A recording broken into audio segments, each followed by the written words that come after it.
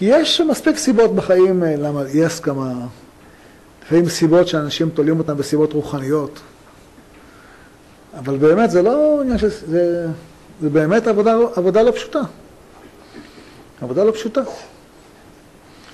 איך אדם מצליח להשקיע בחיי הזוגיות בצורה נכונה.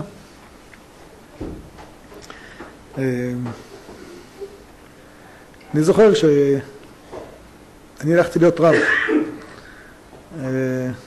בשלומי, הזכיר מקודם הרב ביגון.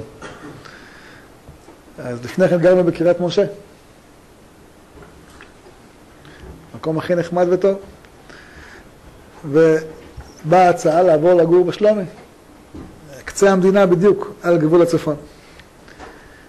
ובאתי לאשתי ואמרתי לה, תשמעי, יש איזו הצעה כזאת, מה את אומרת? אומרת, מה? מה פתאום? הלכנו לרב שיעשה שלום בית. אמרנו לו, הרב, הוא אומר לי, אתה לא נוסע להיות רב אם אשתך לא שמחה ולא מסכימה. ומה, אבל הקהל, ולהחזיר אותה בתשובה, דרשות. אמר לי, אתה צודק, אבל בלי אשתך, בלי שהיא ככה, בלי שהיא שמחה, אתה לא. ואת, הוא אומר לה, צריכה לשמוח שבעלך הולך להיות רב. אבל מה יהיה עם הילדים? מה יהיה פה? הוא אומר, זהו, זה המתכונת. עד שהיא לא שמחה, אתה לא יכול ללכת. זה שנגררת אחריך. שהיא שמחה. מה תגידו, היא לא שמחה? אז תעשה עבודה רוחנית. אבל זה לא שאתה עושה את העבודה הרוחנית במקומה. את צריכה להיות שמחה, אז כאילו את שמחה.